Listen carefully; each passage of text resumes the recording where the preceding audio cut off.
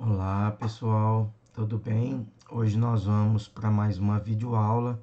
Nós vamos tratar da questão indígena no Brasil, que é um tema interessante, espinhoso, sempre traduzido em várias problemáticas, né? Nós estamos passando atualmente algumas implicações diretas com a questão indígena no Brasil, em razão de terras, em razão de um certo desleixo por parte do governo. Tentou inclusive fechar a FUNAI, já recebeu uma ação judicial no Tribunal Internacional por genocídio praticado contra índios, né?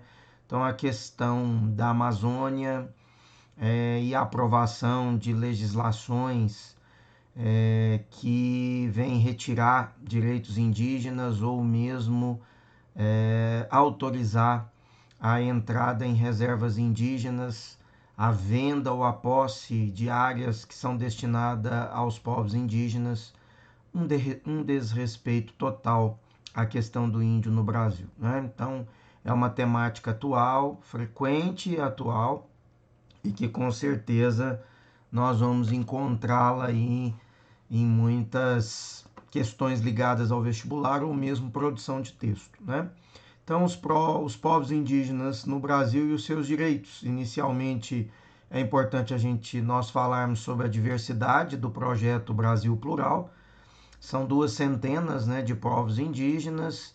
Os direitos estão assegurados na nossa Carta Magna, na Constituição Federal. Há um avanço significativo em relação à Constituição de 1967, porque a Constituição de 88 ela estabeleceu questões ligadas à cidadania, à posse, aos direitos, às garantias específicas, tanto no que tange às reservas, à economia, quanto à preservação da cultura desses povos, né? Então foi um avanço significativo a Constituição de 88. Não é à toa que ela é apelidada como a Constituição Cidadã, não é? Um sistema de normas, então, que oferece proteção satisfatória aos índios, porque criou mecanismos para estabelecer essa proteção e criou mecanismos, caminhos e órgãos que os índios podem também recorrer e procurar, ou as organizações de proteção aos povos indígenas podem recorrer para estabelecer valor, para estabelecer essa propositura de direitos, né? Cobrar esses direitos efetivos para que os povos indígenas possam ser de fato protegidos, tá? Então, em que pese esse avanço com reconhecimento da identidade diferenciada dos povos indígenas, nós, infelizmente, ainda não conseguimos de fato instituir um Estado plural que garanta o reconhecimento aos povos indígenas, né, que possa estabelecer a importância cultural e histórica que os povos indígenas têm para o Brasil, e principalmente depois da posse do atual governo federal, nós tivemos extremas negligências no que diz respeito à política voltada aos povos indígenas. Aliás, não era dúvida que ele faria isso, já que durante todo o processo de campanha eleitoral, o governo atual já dizia que não faria nada em relação aos índios, que não protegeria suas reservas e que não trataria os índios com aquilo que era a propositura tanto da Constituição quanto das legislações esparsas que garantem benefício e a proteção aos povos indígenas aqui no Brasil. Infelizmente, diga-se de passagem, porque todos os outros povos nativos no mundo todo têm recebido dignidade, proteção, garantias, não é?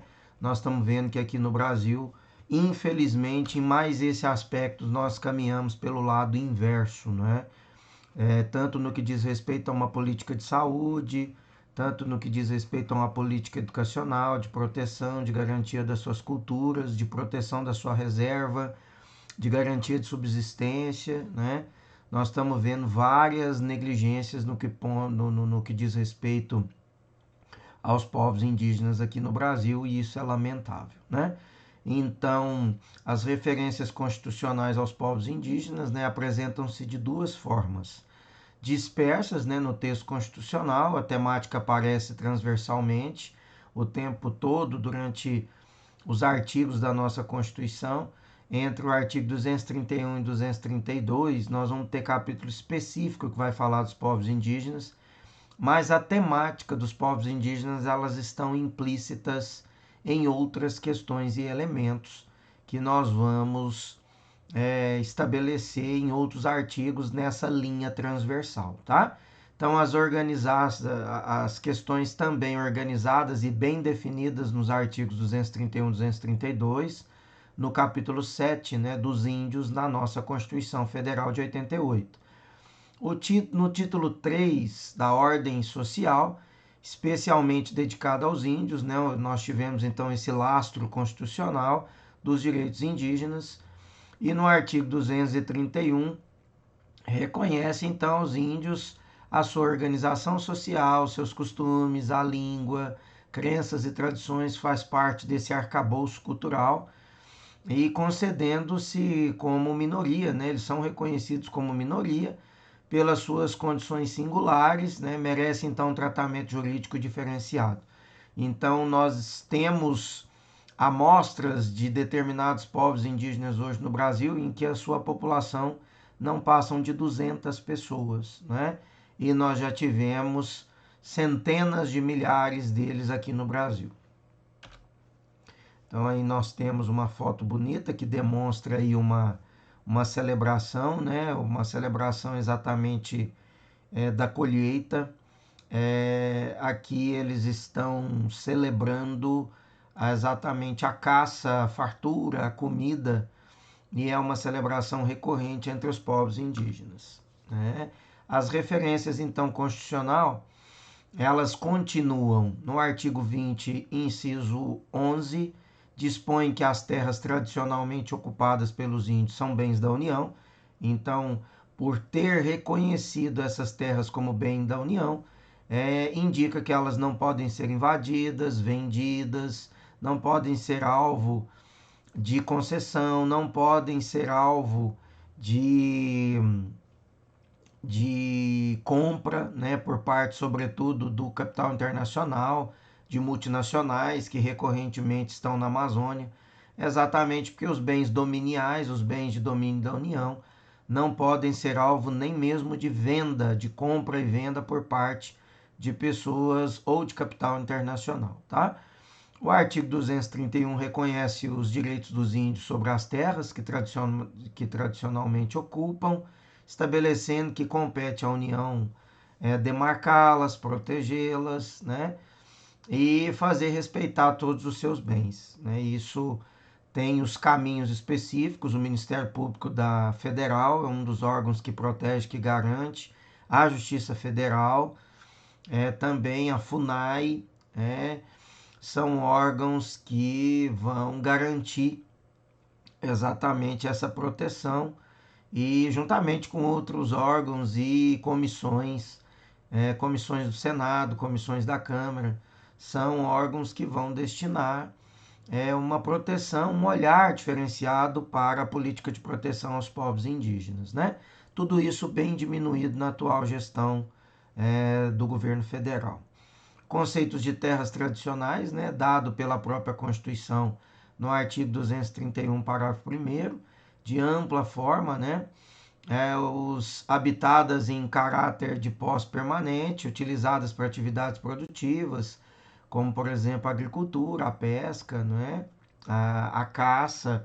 Os índios não têm uma caça predatória, porque eles caçam apenas o necessário para matar a fome da sua comunidade. E aqui é importante a gente lembrar que quando se permite o desmatamento, né, de áreas ao entorno da reserva indígena, você acaba por prejudicar também a reserva. Por quê? Porque acontece o assoreamento de rios que passam dentro da reserva indígena. Acontece que grande parte desses animais que vivem ao entorno da reserva acabam fugindo dali ou sendo mortos quando se desmata, né? Em razão da pecuária extensiva, né, da monocultura. Isso é comum, sobretudo na região norte, né, do país. E uma outra questão é o uso de agrotóxicos nas lavouras ao entorno das reservas indígenas, ou de mercúrio que são despejados nas águas, nos afluentes dos rios em razão da mineração, que contaminam a água que os índios vão usar, né? Isso tem gerado problemas de saúde, tem gerado morte, tem gerado prejuízo, e é uma das razões específicas que, inclusive, o atual governo brasileiro tomou uma ação por crime internacional, por genocídio praticado contra os índios, né? E nunca é demais lembrar que os índios na Amazônia, sobretudo, estão sendo alvo principalmente da Covid, nesse atual estágio em que a gente está, porque por falta mesmo de atendimento, de prestação, de segurança, de limpeza, os índios estão expostos e não estão sendo cuidados como deveria, inclusive pelos órgãos que os protegem, como é o caso da FUNAI, né? Então, mais uma razão para que essa superexposição danosa e negligente aos índios acarretasse então em mais uma ação por crime internacional contra o governo brasileiro, em razão da maneira como ele tem tratado e tem relacionado os povos indígenas aqui no Brasil. Como eu disse, não é novidade, porque durante todo o período de campanha ele já falava que faria isso, né?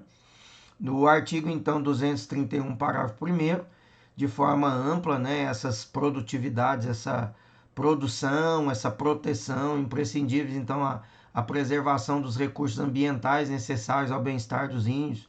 Essa questão que o artigo 231, parágrafo 1º garante, gente, nós estamos vendo, então, que está sendo violada, porque tanto a reserva quanto a área, a contaminação de água, o uso de agrotóxicos, de defensivos agrícolas, o desmatamento, né, de matas, de florestas ao entorno da reserva, que está impactando diretamente a reserva, o uso de mercúrio e de produtos na mineração, que está contaminando a água que passa dentro, né, das reservas indígenas, o assoreamento de rios, né, uma série de problemas relacionados. Vocês viram a questão do agrotóxico liberado no atual governo e o impacto ambiental até mesmo na proliferação das abelhas, né, que é um inseto aí necessário para a agricultura, necessário para a polinização, e os impactos que a agricultura no Brasil teve e está tendo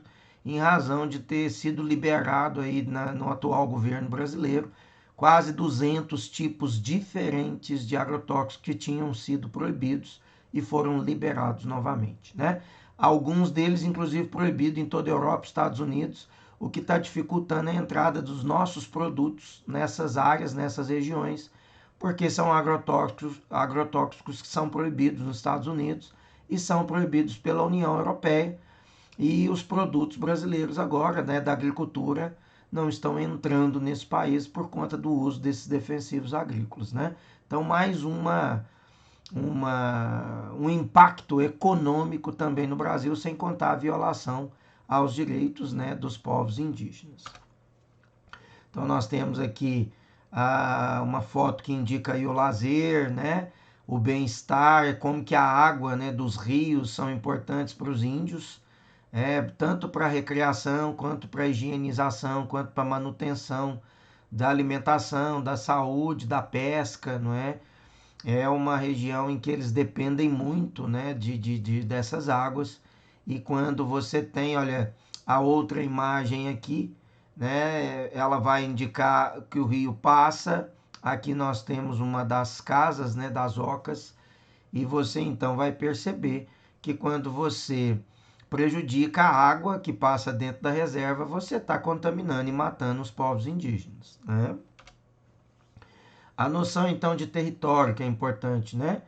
A acolhida do artigo 231, parágrafo 1º, mais ampla, né? Traz aí relações de apropriação, inclusive imaterial, que noção de terra. Envolve, então, relações de propriedade, marcadamente material. É a delimitação do espaço territorial, né? A demarcação da área destinada às reservas. Esse contato, então, implica no confronto entre as lógicas espaciais, né, diferenciadas, a ocidental e as indígenas, né? Aquela lógica considerada espacial por parte, né, da cultura ocidental, e a violação daquilo que é o espaço territorial dos índios, uma vez que a terra, uma vez que a mata, a floresta, a água, o rio, A natureza como um todo faz parte de todo o templo divino, né? Os índios, eles propagam aí normalmente o culto, o xamanismo, né? O culto xamanismo e também panteísta, né? Cultuam o xamã e outras divindades, né? O xamanismo é uma das expressões religiosas mais comuns dos povos indígenas. E é exatamente quando você vê o descaso com relação ao templo, o descaso em relação à natureza, você vê que está violando a própria casa, o próprio templo, que é a morada de Deus para os povos indígenas, uma vez que para eles, né, muito parecido com a ideia do panteísmo, Deus é tudo, né? Deus está na natureza, Deus é a natureza. Deus é tudo ali nesse espaço no qual nós vivemos, né? Não dá para diferenciar a natureza de Deus, segundo os povos indígenas, e é exatamente por conta dessa delimitação do espaço, em que considera que o templo deles, que a área deles é uma pequena reserva, e desmatam todo o entorno, você vai gerar impactos violentos, tanto na questão material de sobrevivência, econômica, ambiental deles, quanto também na violação da questão da divindade e da fé. A ação governamental, então, em alguns casos, incluindo a demarcação das terras indígenas, supõe, então, a transformação de território em terra, né? Que é exatamente o templo, a casa, aquela consideração maior que a cultura indígena estabelece. Desde o período, então, colonial, né, a política indigenista manteve-se indissociável, né?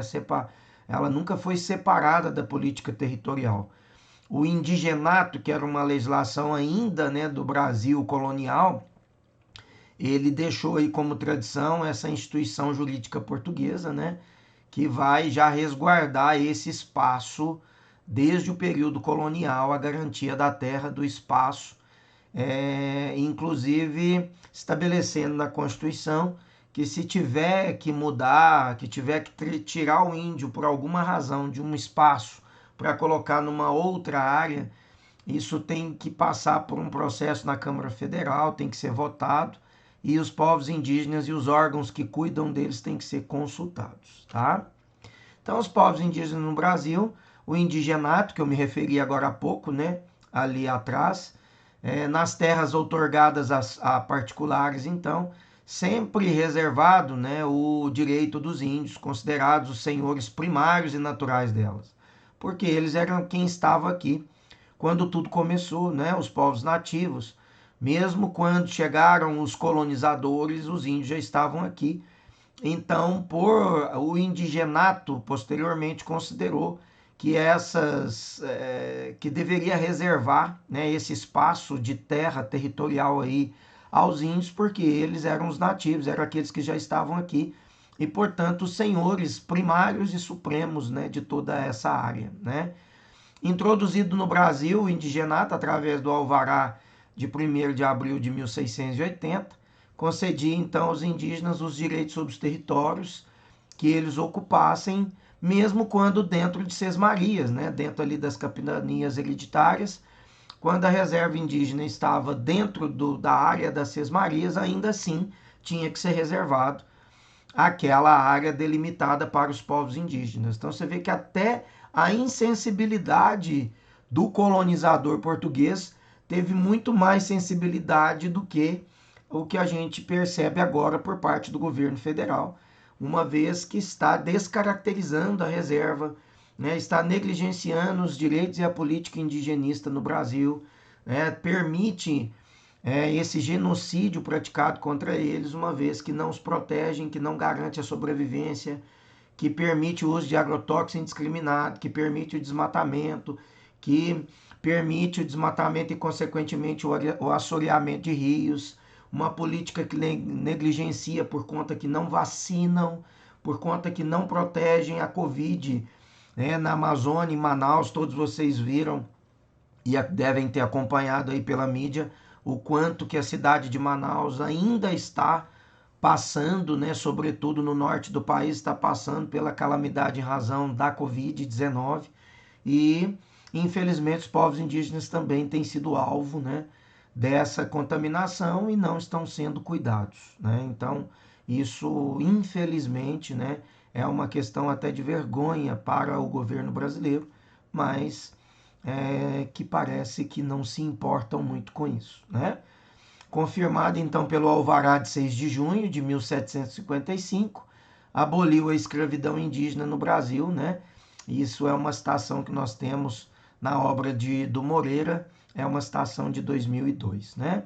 Acolhido por todas as constituições então republicanas, exceto a de 1891, porque a de 1891 ela descaracterizou qualquer forma de governo, de direitos humanos, né, gente? Mas as outras constituições protegeram e reconheceram, né? As terras indígenas, então, como bens da União, já disse que são bens dominiais. O artigo 20, inciso 11, mais, né, o artigo 231, parágrafo 1º, parágrafo 4º, né, melhor dizendo, considerou também que essas áreas indígenas, as reservas indígenas, são bens inalienáveis, ou seja, não podem ser vendidos, são bens indisponíveis, né, não podem dispor delas, e direitos sobre elas são imprescritíveis, quer dizer, nunca prescrevem, nunca perdem a validade, tamanha importância que elas possuem, né? Então nós temos aí em 1991 a demarcação da área Menkangronote, né? As terras indígenas Membengonuque, do sul do Pará, elas foram aí, né, delimitadas aqui, né, vamos pegar aqui a pontinha do mouse, olha, a área Baú, a área Gorotiri e aqui a reservinha, né, garantida aqui bem aqui na região do Pará, né, pegando uma parte do Tocantins. A atribuição das terras indígenas no domínio da União visa então preservá-las, vinculá-las aos índios, né, destinadas ao cumprimento dos direitos indígenas. Então, a preservação e a vinculação das reservas é uma forma de garantia da dignidade dos povos indígenas, né? O artigo 231, parágrafo 5º, ele estabelece o direito à não remoção da terra. A exceção é com a autorização do Congresso Nacional, disse agora há pouco, para tirar, por exemplo, a construção lá da barragem de Belo Monte. Teve que remover parte dos índios, colocar numa outra região. Então tem que ter ali uma audiência pública, tem que levar uma amostra, né, da comunidade, da população indígena, tem que discutir essa temática no Congresso. Se tiver bom senso, se tiver de fato lealdade à legislação, se olhar para os povos indígenas com um olhar humano, com certeza o Congresso Nacional vai proteger, vai garantir. Mas infelizmente nós nem sempre podemos contar com esse olhar humano por parte do congressista, né? Exatamente porque alguns deles não têm esse interesse. Alguns pensam, tal qual como o governo, de que os índios é um mal, né? De que eles estão ocupando terra que poderiam ser produtivas, que se tirar ou matar os índios, você poderia produzir na terra deles, né? Que ninguém é obrigado a cuidar de índio, que os índios são preguiçosos, essas questões que a gente normalmente escuta e que violam a cultura e a dignidade dos povos indígenas, né? Então, se a gente contar com humanismo por parte do político, do deputado federal, do senador, com certeza deveria ser assim para acontecer o processo, garantindo, através de uma autorização no Congresso Nacional, depois de ouvir dos povos indígenas, que poderiam removê-los dali e passar eles para uma outra região. Depois dos estudos técnicos também, garantindo que a tirada deles de uma região e colocada na outra não impactariam a sua cultura, não impactariam a sua sobrevivência, uma vez que até o organismo deles estão familiarizados, né, gente, com uma determinada região, com um determinado lugar, né? Então, garante, em qualquer hipótese, o direito de retornar à terra imediatamente após o término do risco, tá? Direito, então, sistematicamente violado. O grande exemplo que a gente tem de que essa violação é explícita quando na proposta da construção, né, do complexo hidrelétrico de Belo Monte, que retiraram algumas comunidades indígenas da sua localidade nativa, onde a vida toda moraram, estiveram há anos, tiraram sem essa consulta, sem essa autorização, violando e descaracterizando vários elementos garantidos, né, por eles, garantidos para eles através da lei, tá? Isso também é lamentável. Então, o artigo 231, parágrafo 6º, olha, invalida atos que visem a ocupação, domínio, posse ou exploração de riquezas naturais, né? Os solos, os rios, os lagos existentes nas terras indígenas. Só que aqui é interessante, gente, eu chamar a atenção de vocês, porque a reserva, ela está numa região, às vezes, central. O rio não nasce dentro da reserva, o rio nasce de fora e passa dentro da reserva, né? Então, quando do lado de fora da reserva esse rio é contaminado, quando ele passa dentro, né? Quando ele passa dentro da reserva, ele já passa contaminado, entende? Então, de toda maneira, está acontecendo uma violação a esse texto de lei que garante a dignidade, a exploração, né, desses recursos naturais ligados aos povos indígenas, tá bom? Então, ressalva aí a utilização desses atos quando atentam um relevante interesse, né, público da União, segundo lei complementar, até o momento não editada. Então, os índios ainda estão desguarnecidos dessa proteção, negligenciados, né? Nós não temos uma liderança específica que possam, de fato, proteger e levar os anseios dos povos indígenas ao Congresso brasileiro.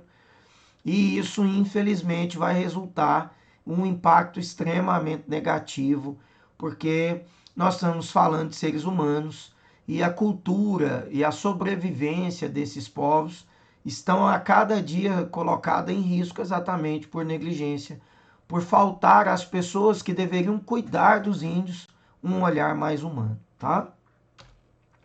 Então, o decreto 4.412 de 2002 vai falar da atuação das Forças Armadas, da Polícia Federal nas terras indígenas. Dispõe, então, no artigo 1º, parágrafo 1, né? Prevê, podem instalar e manter unidades militares, policiais e fiscalização, apoio às suas atividades, para proteção, para garantia, para o tratamento, inclusive, de médicos, né? Do Exército, da Marinha, ou mesmo da Polícia Federal, que possam estar nessas localidades para cuidar, para tratar dos povos indígenas, né? Incompatível, então, com o Estatuto Constitucional dos Índios. Me desculpem, né? Eu pulei aí o artigo 3º.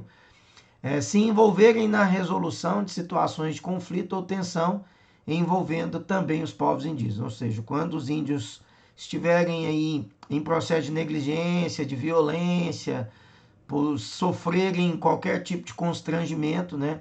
Essas forças, tanto o Exército, das Forças Armadas, quanto a Polícia Federal pode atuar, né? Incompatível com o Estatuto Constitucional, incompatível com a Constituição Federal dos Índios, né? E das comunidades indígenas, né? O decreto, ele viola, uma vez que fala que não se pode entrar, não se pode violar, ou mesmo atuação, né, na área dos povos indígenas, né? O decreto garante essa proteção, mas principalmente atualmente, né, nem as Forças Armadas nem a Polícia Federal nem sempre têm protegido efetivamente os índios, né? E isso é um processo que vai gerar ainda mais mortes dentro das reservas indígenas, dentro das tribos, né? Nós temos, sobretudo na Amazônia hoje, uma ação de grupos estrangeiros, há tribos indígenas que falam espanhol, que falam francês, que falam alemão e não falam, por exemplo, a língua portuguesa. Falam o vernáculo próprio deles e mais o francês ou mais o espanhol e não falam a língua portuguesa, exatamente porque há uma total ausência por parte do governo brasileiro nessas regiões, que foram totalmente, vamos dizer assim, acampadas, né, por órgãos internacionais que estão supostamente, às vezes, né, supostamente, como mantenedores ambientalistas, mas que estão ali retirando as riquezas, né, conhecendo a profilaxia das plantas. Nós já tivemos patentes na Alemanha, em laboratórios, na Schering, na Bayer, patentes da andiloba, patentes do açaí, patentes do guaraná, fora, né, na Alemanha. O Brasil teve que entrar no passado aí, com uma ação na Corte de Haia, para reverter essas patentes, né, de plantas nativas da Amazônia, exatamente por conta da ocupação por grupos internacionais, né? Então, tem recebido aí sérias críticas, né, do movimento indígena, do Ministério Público Federal, da Associação Brasileira de Antropologia, apontam as inconstitucionalidades desse decreto, violando a Constituição e mais as ações que negligenciam, né, a política de proteção aos povos indígenas. Não houve, então, questionamento sobre a inconstitucionalidade do decreto 4.412 perante o Supremo Tribunal Federal, né, o que resulta, então, na continuidade, né, desse processo que está violando a cultura indígena e prejudicando os povos indígenas.